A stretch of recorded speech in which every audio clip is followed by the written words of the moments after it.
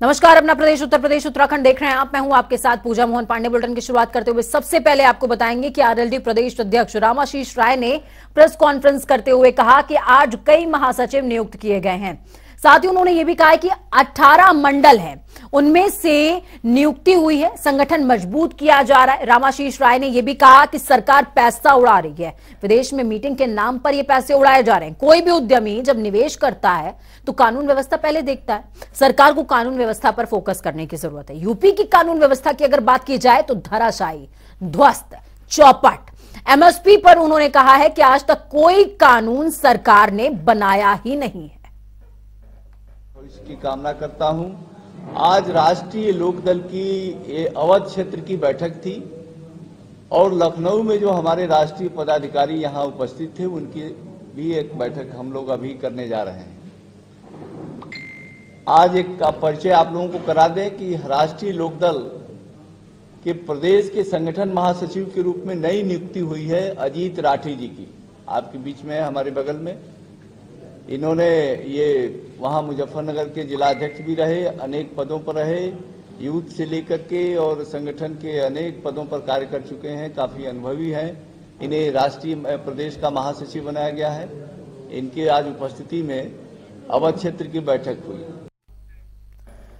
लोकसभा 2024 की तैयारियों में जुटे अखिलेश यादव तेलंगाना दौरे पर जा रहे हैं। इसको लेकर के आज कई बड़े नेता पार्टी कार्यालय पहुंचे, जिनके साथ में अखिलेश यादव ने मंथन किया। तो वहीं शिवपाल सिंह यादव का पार्टी में कद बढ़ाने को लेकर के भी उन्होंने आज नेताओं के साथ में चर्चा की है।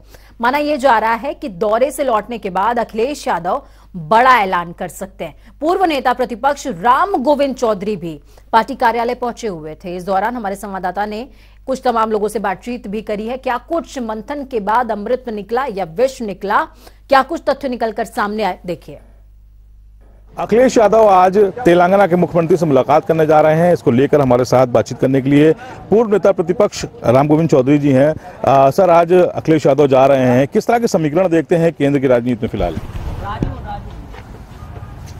वर्तमान समय में देश के विपक्ष की राजनीति की एक धुरी है माननीय अखिलेश यादव जी। कई बार दक्षिण भारतीय के नेताओं लोगों से मिल चुके हैं, बातचीत कर चुके हैं। अब समय जो जो नजदीक आ रहा है फिर बातचीत होने जा रही है। नीतीश कुमार भी साथ में नजर आ रहे थे, लेकिन बसपा सुप्रीमो मायावती ने ऐलान किया कि वो चुनाव अलग लड़ेंगी, वो अकेले लड़ेंगी, यानी कि वो इस गठबंधन से दूर हो सकती हैं, कांग्रेस से भी दूर हो सकती हैं। तो किस तरह के समीकरण उत्तर प्रदेश में बनते दिख रहे हैं आपको? उत्तर प्रदेश में भारतीय जनता पार्टी और समाजवादी पार्टी दो ही पार्टी है, दोनों को आपस में लड़ाई होगी। तो मुख्य विपक्षी पार्टी आप समाजवादी पार्टी को मानते हैं? फिलहाल मानते हैं कि है, हम मानते हैं। विपक्ष में है एमएलए, 70% एमएलए है। हमारा नेता राष्ट्रीय नेता है और जनता में भी इनकी लोकप्रियता है। तो भारतीय जनता दो ही पार्टियां यहाँ लड़ रही हैं। अभी चुनाव हुआ और कहा गया कि मैनपुरी लोकसभा में शिवपाल सिंह यादव का पार्टी में विलय हो गया। कल अखिलेश यादव मिलने गए उनके घर। किस तरह की उनको तरजीह दी जा रही है? क्या लगता है क्या कद हो सकता है पार्टी में? किस तरह का समीकरण? शिवपाल जी की पार्टी है, हमका इसमें क्या पूछना है? पार्टी तो नेताजी शिवपाल जी, अखिलेश जी, रामगोपाल जी, यही लोग धुरी है पार्टी के लोग। इसमें अलग कुछ है ही नहीं है पूछने का। और इन्वेस्टर समिट हो रहा है, मुख्यमंत्री कह रहे हैं कि इस इन्वेस्टर समिट के बाद 1 ट्रिलियन इकोनॉमी की तरफ हम लोग बढ़ रहे हैं। मैंने असत्य बोलने का भी ये कोई हद होती है। पिछली बार भी ये हुआ था 17 वाली सरकार में, उसमें भी राष्ट्रपति जी आए थे, प्रधानमंत्री जी आए थे, कौन कौन लोग नहीं आए थे। दुनिया भर के उद्योगपति, हिंदुस्तान के उद्योगपति। सरकार पूरी बदल गई, दूसरी सरकार चल रही है।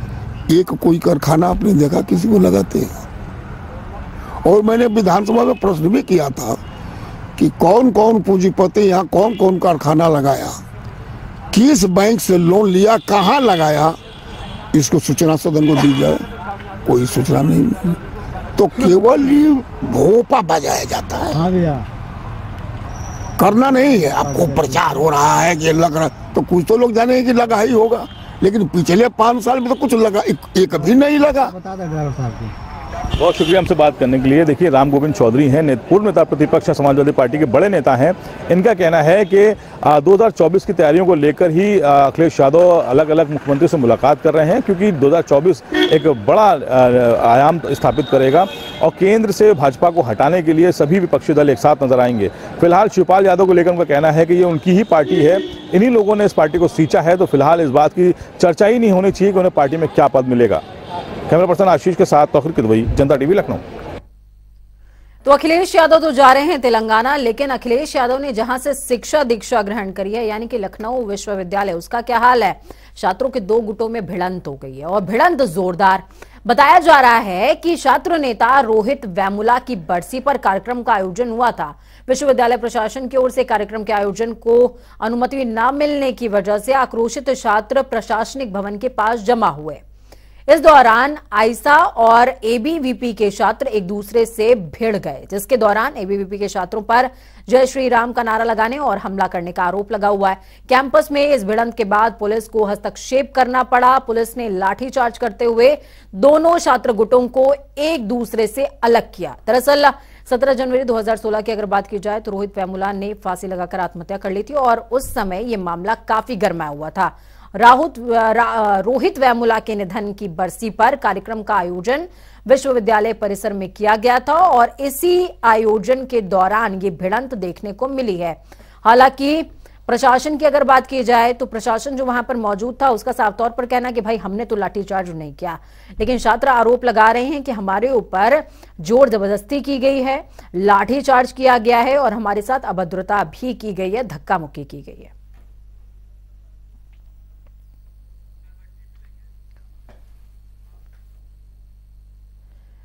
हमारे देश के अंदर अंधविश्वास कई बार चरम सीमा को पार कर जाता है, उसके पार चला जाता है। ऐसी एक घटना अलीगढ़ के थाना अकराबाद क्षेत्र के कस्बा पिलखना में घटी है, जहां पर बीती रात लगभग 9 बजे के करीब अज्ञात तांत्रिकों ने युवक को बंधक बना लिया और तांत्रिकों ने युवक का मुंह बंद करके हाथ पैर बांधते हुए कलावा, सिंदूर और नारियल चढ़ाकर बलि चढ़ाने का प्रयास किया। इस दौरान पड़ोस के दूसरे व्यक्ति ने अचानक युवक को तड़पते देख करके शोर मचाया और इन तमाम चीजों को देख करके तांत्रिक मौके से रफूचक्कर हो गया। पुलिस अज्ञात तांत्रिकों की तलाश भी कर रही है।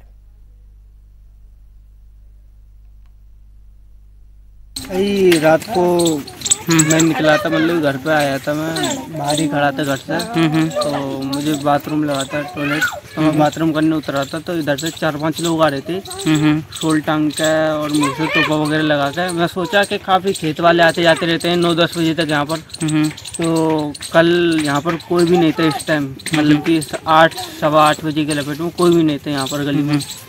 तो जैसे वो मेरे साइड से गुजरे हैं, अब मैंने ध्यान नहीं दिया, मैंने खेत वाले दिखे जी, तो उन्होंने मैं बाथरूम करके हटा, जैसे एक ने मेरा मुंह बंद किया था हाथ से, मुंह बंद करके यहाँ पर उठा के लाए, 4-5 लोग उठा के पैर बांधे और मेरे सर से मुखला लिपट रहा था, वो मतलब कि बांध के मेरे मुंह से छोड़ दिया। फिर उसके बाद मेरे को याद नहीं है क्या हुआ है। फिर मेरे को जब पता पड़ा है, जब बाबा आए हमारे बुजुर्ग, हमारे तो तुमने किसी को पहचाना, कोई जानकारी का आपके कोई ऐसा हो? कोई जान पहचान नहीं है, मतलब कि रात में एक तो अंधेरा था काफी, यहाँ पर लाइट भी नहीं, अंधेरा था काफी, तो जान पहचान भी नहीं है मेरी किसी से। अच्छा अच्छा। और पहली बार मैं यहाँ पर रहता नहीं हूँ, मैं दिल्ली रहता हूँ, दिल्ली जॉब वगैरह करता हूँ, मैं बस 2-3 दिन हुए यहाँ पर आई हुई।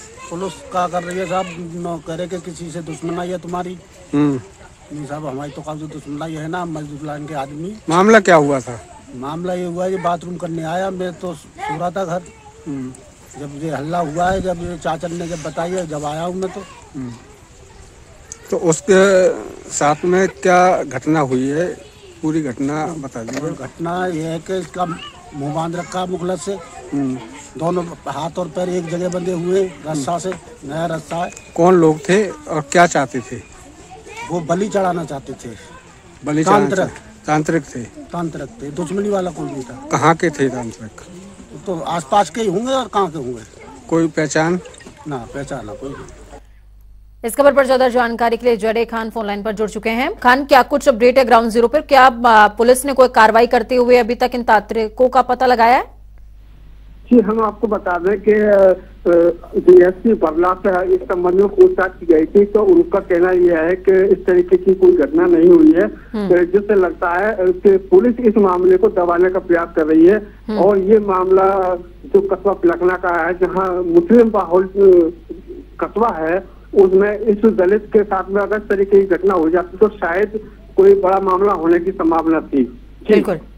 नरबली की ये पूरी घटना बताई जा रही है, क्या पहले भी इस तरह की कोशिशें क्षेत्र में देखने को मिली थी? जी, कस्बा पिलखना के साथ साथ अलीगढ़ जिले के अंदर कई इस तरीके की घटना हुई है, लेकिन आज तक कोई मामला पुलिस ने उजागर नहीं किया, जिससे तांत्रिक जो है अपना इसी तरीके से घटनाओं को अंजाम दे रहे हैं। चलिए, बहुत शुक्रिया हमारे साथ जुड़ने के लिए, हम जानकारी ग्राउंड जीरो से साझा करने के लिए।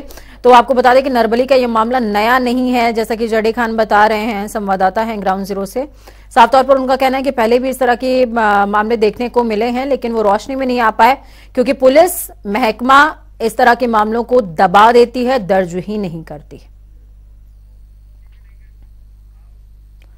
नई दिल्ली की अगर बात करें तो 2 आतंकियों की गिरफ्तारी के बाद गणतंत्र दिवस से पहले आतंकी हमले के अलर्ट को देखते हुए पूरे प्रदेश के सभी प्रमुख धार्मिक स्थलों की सुरक्षा बढ़ा दी गई है। तो वहीं धर्मनगरी काशी में भी पुलिस प्रशासन अलर्ट मोड पर। अपर पुलिस आयुक्त संतोष सिंह ने बताया कि गणतंत्र दिवस को देखते हुए जिले के महत्वपूर्ण आबादी वाले क्षेत्रों में पर्यटन स्थलों, धार्मिक स्थल, घाट, मंदिर, रेलवे स्टेशन, बस स्टैंड, सुरक्षा व्यवस्था यहां पर इसमें इजाफा किया गया है। साथ ही bomb disposal squad, sniper dog की मदद से निगरानी भी रखी जा रही है।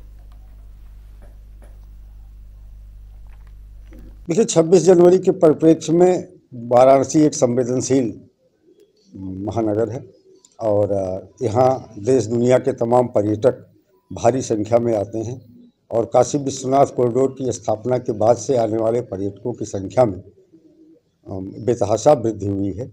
तो इस दृष्टिकोण से 26 जनवरी के परिप्रेक्ष्य में लगातार महत्वपूर्ण आबादी वाले क्षेत्रों में या ऐसे स्थान जहां पर पर्यटकों की संख्या बहुत अधिक है, अनवरत निगरानी आज कराई जा रही है।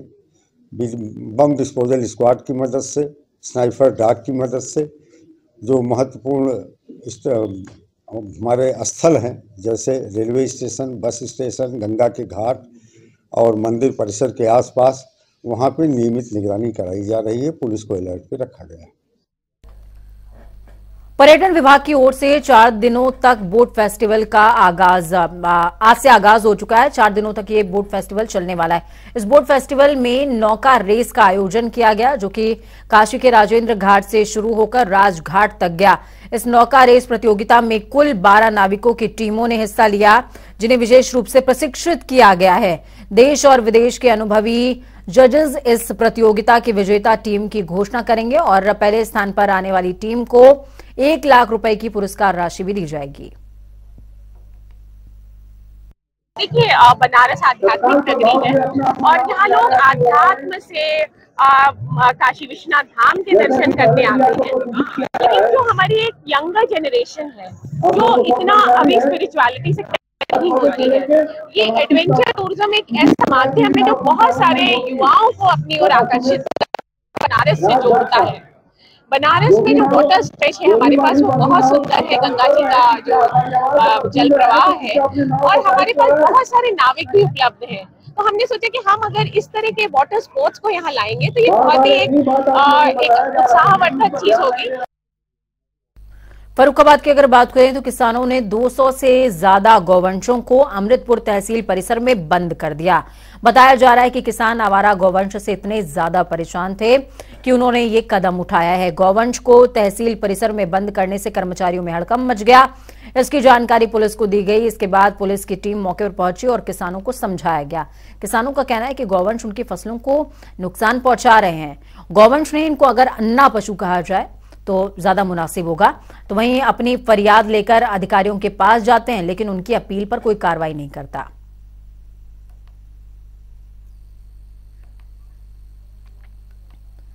काशी 4 दिवसीय बोट रेसिंग फेस्टिवल का आयोजन यहां पर किया जा रहा है, जो आज से शुरू होकर 20 जनवरी तक चलेगा। इसमें विजेता को पहला, दूसरा और तीसरा पुरस्कार दिया जाएगा। 3 किलोमीटर तक का ये बोटिंग रेस राजेंद्र प्रसाद घाट से शुरू होकर नमो घाट तक जाएगा।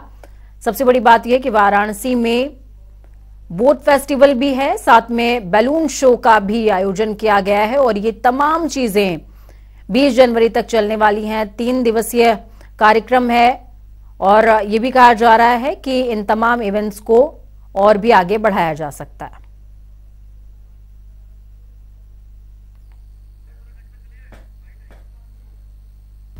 और यात्रा करके मज़ा आ गया और शायद हम यहाँ पर और इस तरह की यात्रा न करते तो इस तरह के अनुभव को हम कल्पना भी नहीं कर सकते थे। बहुत ही आनंददायी पल है, मज़ा आ गया। अगर कहा जाए और यात्रा करके मज़ा आ गया और शायद हम यहाँ पर और इस तरह की यात्रा न करते तो इस तरह के अनुभव को हम कल्पना भी नहीं कर सकते थे। बहुत ही आनंददायी पल है, मज़ा आ गया। अगर कहा जाए बड़ी खबर, अहम जानकारी आपको दे रहे हैं। बड़ी खबर सामने आ रही है इस वक्त की बड़ी खबर, अहम जानकारी जोशीमठ से जुड़ी बड़ी खबर सामने आ रही है। शिक्षा मंत्री ने बड़ा निर्णय लिया है।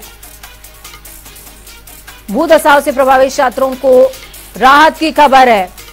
छात्र परीक्षा के लिए अपना केंद्र खुद चुन सकते हैं। विभागीय अधिकारियों को इस बात के निर्देश दिए गए हैं। परीक्षा केंद्र के लिए विकल्प भी मांगे गए हैं। आपको बता दें, इस दौरान जब लगातार जोशीमठ को लेकर हम रिपोर्ट दिखा रहे थे, उस दौरान जब चर्चा की गई तो चर्चा में ये बात निकल करके सामने आई कि 10वीं और 12वीं जो बोर्ड एग्जाम्स हैं उनको लेकर के बच्चे आखिरकार किस तरीके से सफर कर रहे हैं। और उसके बाद शिक्षा मंत्री ने बड़ा निर्णय लिया है, केंद्रों का चुनाव बच्चे खुद कर सकते हैं। जिक्र लगातार जोशीमठ का हो रहा है। जोशीमठ में दरारों के बढ़ने का सिलसिला बदस्तूर जारी है। आंकड़ों की अगर बात करें तो 849 ऐसे भवन हैं जिनमें अब तक दरारें देखने को मिली हैं, जिनमें से 165 भवनों को पूरी तरीके से कंडम घोषित कर दिया गया है, यानी कि वो रहने के लिए बिल्कुल पूरी तरीके से असुरक्षित हैं। हालांकि पानी के रिसाव में कटौती देखने को मिली है, जो कि 240 एलपीएम से घट करके 163 हो गई है। लेकिन इस वक्त जोशीमठ की स्थिति गंभीर बनी हुई है। स्थानीय निवासियों को लगातार विस्थापित किया जा रहा है। अब तक 237 परिवारों के 800 लोगों को विस्थापित किया गया है। जो स्थिति इस वक्त जोशीमठ में बन रही है, उससे भवनों की दरारें देखे जाने की तादाद में और भी ज्यादा बढ़ोतरी मिल सकती है।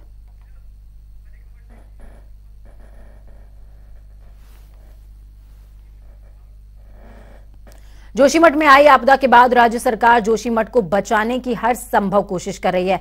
सरकार ने जोशीमठ में होने वाले सभी निर्माण कार्यों को मास्टर प्लान के तहत कराने की पैरवी की। तो वहीं शहरी विकास मंत्री प्रेमचंद अग्रवाल ने पहाड़ों में नियमों के विरुद्ध बढ़ रहे निर्माण कार्यों को रोकने के लिए अधिकारियों के साथ एक बैठक की, जिसमें सभी अधिकारियों को निर्देशित किया गया है कि पहाड़ों पर किसी भी निर्माण कार्य के होने से पहले वहां का सर्वे किया जाए और यह भी सुनिश्चित किया जाए कि भवन की ऊंचाई 12 मीटर से ज्यादा ना हो। इसके लिए एक मास्टर प्लान तैयार करने के लिए अधिकारियों को निर्देशित किया गया है। शहरी विकास मंत्री प्रेमचंद अग्रवाल ने कहा कि मास्टर प्लान के तहत अगर पहाड़ों में निर्माण कार्य होते तो जोशीमठ के हालात कभी नहीं बिगड़ते। तो वहीं आने वाले समय में मास्टर प्लान के तहत ही शहर बसाए जाएंगे, जिसकी शुरुआत जोशीमठ से होगी।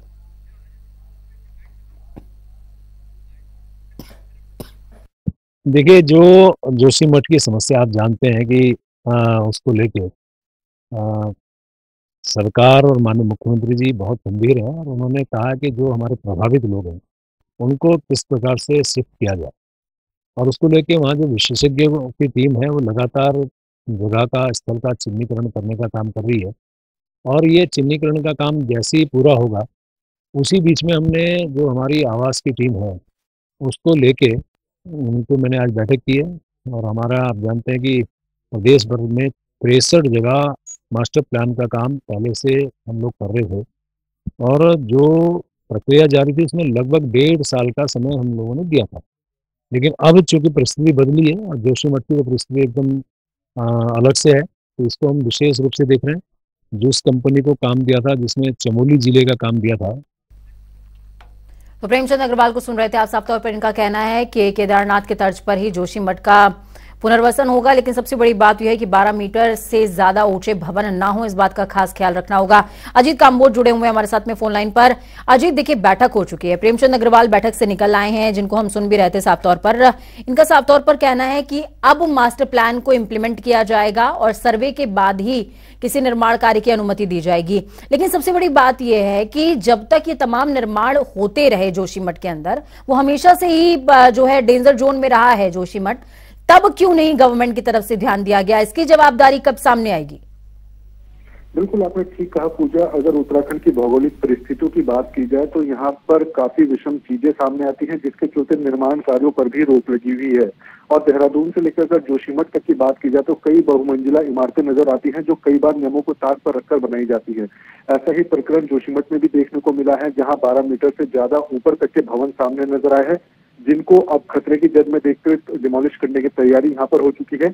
और आज जब प्रेमचंद अग्रवाल शहरी विकास मंत्री हैं, उनकी अध्यक्षता में बैठक आयोजित की गई, तो उसमें ये मुद्दा पूरे जोर शोर से उठा कि जब निर्माण कार्य शुरू होते हैं तब संबंधित विभागों के अधिकारी क्यों नहीं मौके पर पहुंचते, और कैसे बहुमंजिला इमारतें इन स्थानों पर खड़ी हो जाती हैं, जहाँ पर 2 फ्लोर की इमारत बनाने के लिए भी काफी चीजें नियमों का पालन करना होता है। तो ऐसे में अब आगे के लिए प्रेमचंद अग्रवाल जो मंत्री हैं, उन्होंने साफ तौर पर निर्देशित किया है कि मास्टर प्लान के तहत ही तमाम निर्माण कार्य उत्तराखंड प्रदेश में किए जाएंगे।